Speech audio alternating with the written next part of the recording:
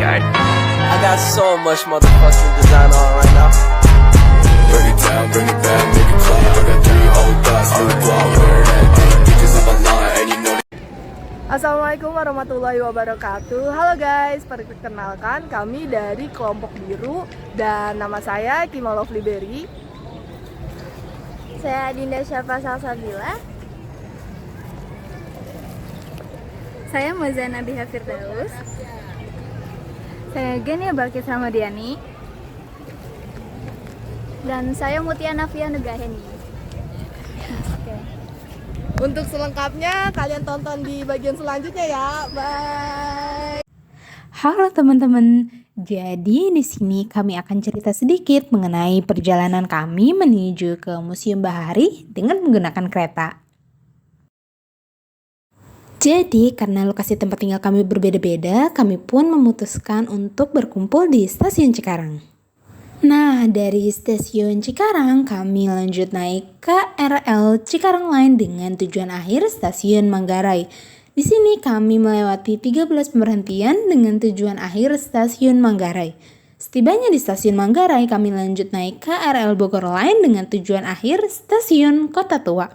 Di sini kami melewati 7 pemberhentian yaitu Stasiun Cikini, Gondang Dia, Juanda, Sawah Besar, Mangga Besar, Jayakarta, dan yang terakhir tujuan kita yaitu Stasiun Jakarta Kota. Nah, setibanya kami di Stasiun Jakarta Kota, kami langsung memesan mobil online di aplikasi untuk menuju ke Museum Bahari. Perjalanan dari stasiun kota ke Museum Bahari kurang lebih menghabiskan waktu sekitar 10 menit. Nah, di sini kita sudah tiba di Museum Bahari. Yang pertama harus kita lakukan adalah tentunya membeli tiket. Untuk tarif tiketnya sendiri itu dimulai dari 5.000 untuk dewasa, 3.000 untuk mahasiswa, dan juga 2.000 untuk anak-anak. Sangat murah meriah bukan?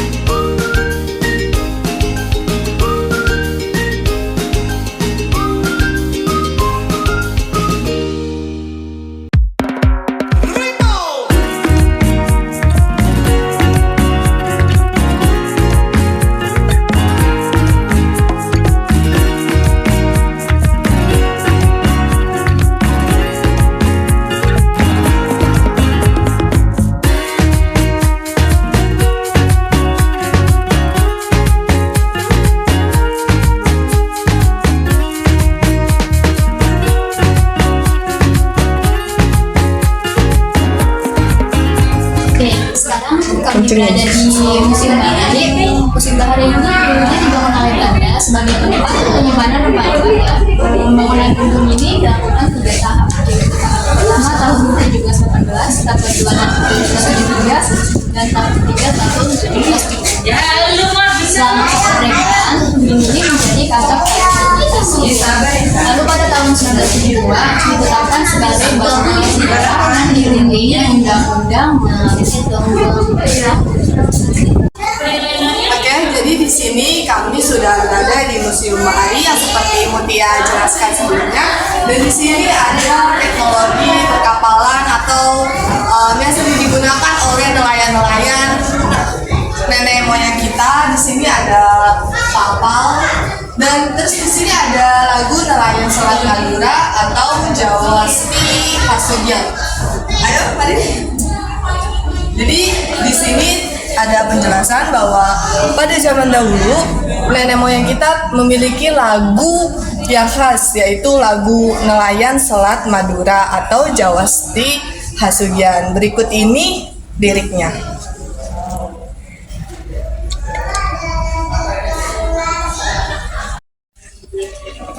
Jadi sejak zaman dahulu itu kapal-kapal banyak berlabuh di daerah pelabuhan Sunda Kelapa. Jadi sejak abad ke-16 Masehi, pelabuhan Sunda Kelapa itu dijadi pelabuhan internasional bahkan sebelum Portugis datang ke Indonesia. Jadi pelabuhan Sunda Kelapa ini sudah didirikan banyak negara seperti dari Cina, India, Arab. Mereka datang ke pelabuhan tersebut untuk melakukan misi berdagang dan juga melakukan misi penyebaran agama.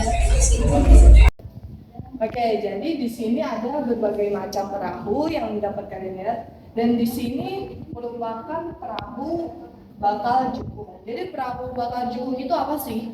Perahu bakal jukung merupakan perahu cikal bakal jukung yang masih berada pada tahapan awal pembuatan.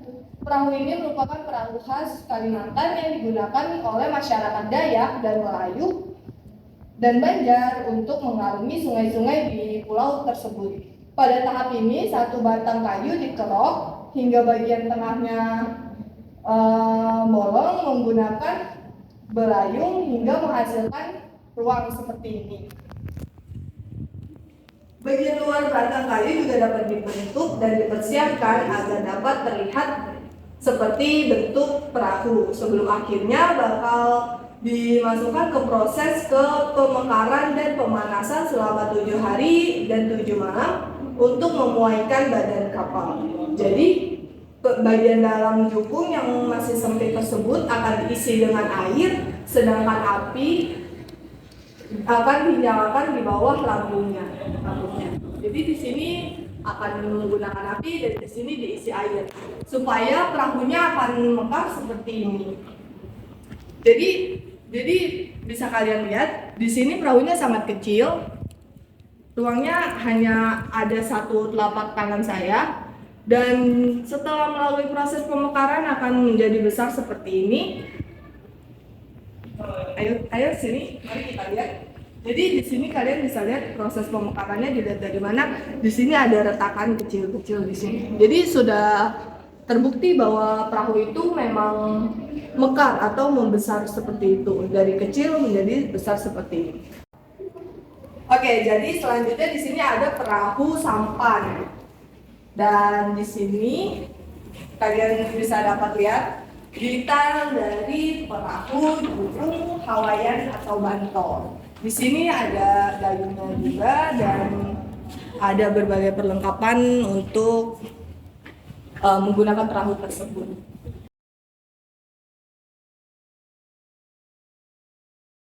Selanjutnya adalah miniatur janggolan Madura 1. Janggolan secara harfiah mempunyai arti transportasi. Perahu janggolan juga disebut dengan nama parau janggolan dengan ciri adanya bagian topengan dan antek. Perahu janggolan diklasifikasikan sebagai perahu perempuan dihubungkan dengan penggunaan motif-motif feminim. Perahu ini berfungsi sebagai angkutan barang dagangan mulai dari Jakarta hingga luar negeri. Pada abad ke-19, janggolan bisa dimanfaatkan untuk mengangkut telur ikan bandeng untuk dijual di sepanjang pesisir pantai utara Jawa. Jadi di sini ada beberapa peralatan yang sering digunakan oleh nelayan-nelayan nenek moyang kita pada zaman dulu. Seperti ini ada tangga untuk naik ke nih di sini ada tangga tali tambang kapal. Tangga tali tambang merupakan salah satu perlengkapan yang dibawa oleh seorang nelayan nakoda atau pelaut yang ditujukan untuk melengkapi barang pelayaran. Fungsi dari tangga tali ini memiliki karakteristik berwarna coklat yang digunakan untuk merakit tangga dengan tujuan menggapai lantai lebih atas pada sisi kapal. Jadi pada zaman dahulu nenek moyang kita tidak sekuno itu ya, tidak sekuno yang kita pikirkan. Jadi mereka sudah memiliki beberapa teknologi yang memang sangat maju pada zaman tersebut. Lalu di sini terdapat beberapa teknologi meriam atau senjata-senjata api yang sering digunakan pada kapal tempur atau kapal laut perang. Lalu di sini ada juga baling-baling kapalnya. Dan di sini ada sejarah dari Sunda Kelapa ke Jayakarta.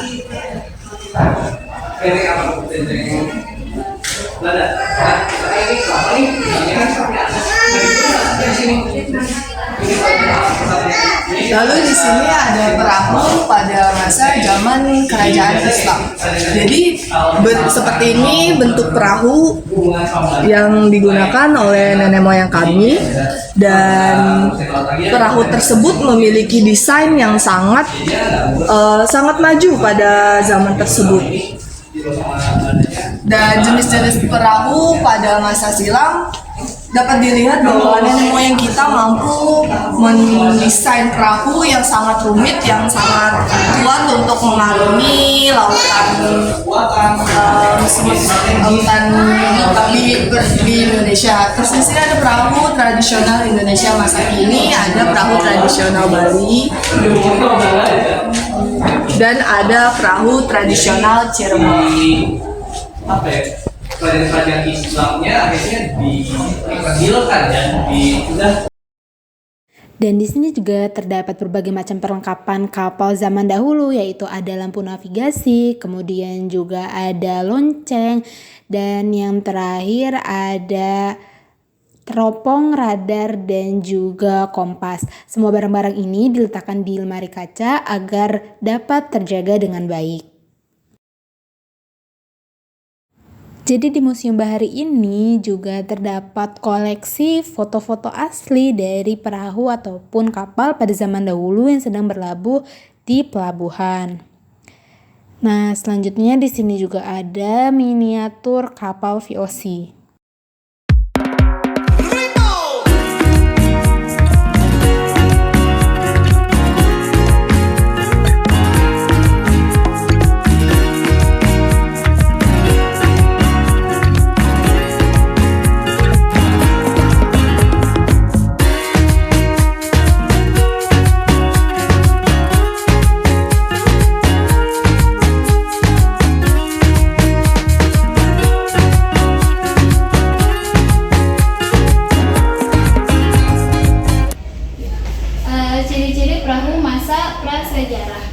Perahu pada masa prasejarah umumnya memiliki bentuk yang sederhana, yaitu perahu dengan bentuk badan ramping, memanjang, dan agak lurus, serta perahu berbentuk melengkung dengan bentuk badan yang hampir setengah lingkaran. Perahu dengan bentuk badan ramping dan lurus dimaksudkan untuk memperoleh kelincahan dalam memecahkan gelombang. Perahu jenis ini biasanya disebut dengan kora-kora yang merupakan perahu atau lomba. Dalam perkembangan selanjutnya, terciptalah sebuah perahu yang aman digunakan dan tidak mudah terbalik seperti perahu bercadik. Perahu cadik merupakan perahu yang dilengkapi cadik yang terbuat dari kayu atau bambu sebagai pengaman dan yang direntangkan melintang pada perahu. Sedangkan perahu jukung merupakan perahu yang terbuat dari kayu dengan bentuk ramping, memanjang, dan memiliki atap yang terbuat dari kayu. Apa aja sih peralatan yang dibutuhkan untuk membuat perahu tradisional? Nah, pembuatan perahu tradisional Nusantara ini terdapat di berbagai tempat di Indonesia. Dan alat-alat yang digunakan untuk membuat perahu tradisional itu umumnya hampir sama ya. Misalnya di Sulawesi Selatan dalam pembuatan perahu pinisi digunakan alat-alat antara lain seperti kapak, gergaji, pahat, bor, atau bingkai.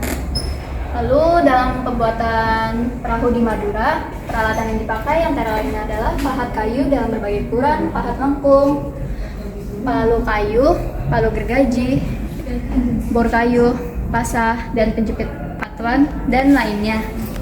Nah, lalu di sini ada bahan untuk pembuatan perahu tradisional nih. Bahan yang digunakan untuk membuat perahu itu sangat mempengaruhi hasilnya. Jika barang yang dipakai kurang bagus, hasilnya juga akan kurang bagus. Syarat-syaratnya itu kayu tidak boleh kayu biasa. Terlebih jenis kayu nangka. Kayu-kayu yang mempunyai mata atau bekas cabang atau kayu-kayu yang bekas kena petir juga tidak boleh dipakai nih. Nah, bahan utama yang biasa digunakan untuk membuat perahu adalah kayu jati, campong, sabut kelapa yang digunakan untuk menutup sela-sela atau bagian badan perahu yang berlubang. Lalu ada proses pembuatan perahu tradisional nih.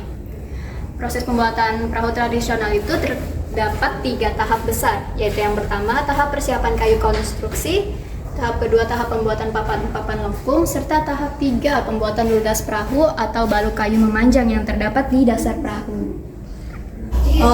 Nenek moyang kita dapat menentukan menggunakan bintang-bintang sebagai penuntun tujuan.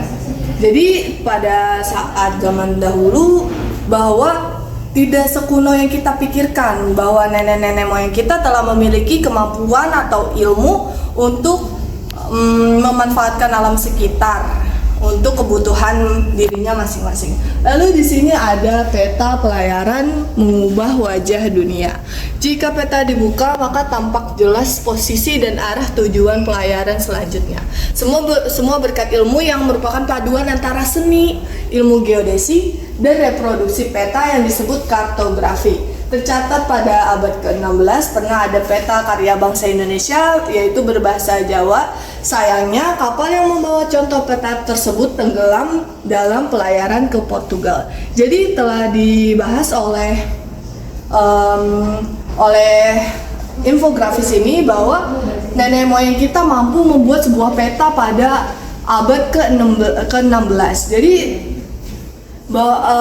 Jadi pada zaman dahulu itu bangsa Indonesia sudah termasuk bangsa yang maju teknologinya, tidak sekuno yang kita pikirkan. Lalu di sini ada mata angin penunjuk arah. Jadi nenek moyang kita menggunakan mata angin sebagai penunjuk arah seperti dengan menggunakan kompas dan berbagainya. Selain itu, ada alat komunikasi modern yaitu radio penghubung antar pelaut.